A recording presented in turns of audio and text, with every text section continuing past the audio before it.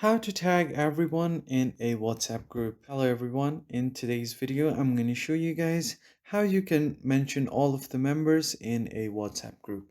But before we get started, make sure to head down below to give this video a like and also hit the subscribe button as well. Turn on the bell icon to get notified about our latest uploads. Now let's begin.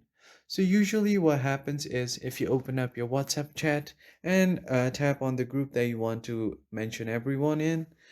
People usually want to mention everyone all at once, but that feature is not available on WhatsApp.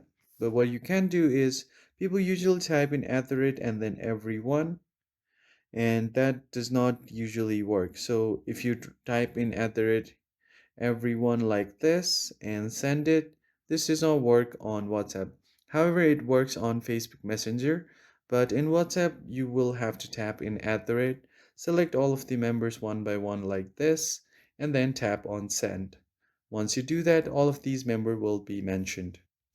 As you can see, their name have been highlighted, so this is the only method as of now to mention everyone on a WhatsApp group.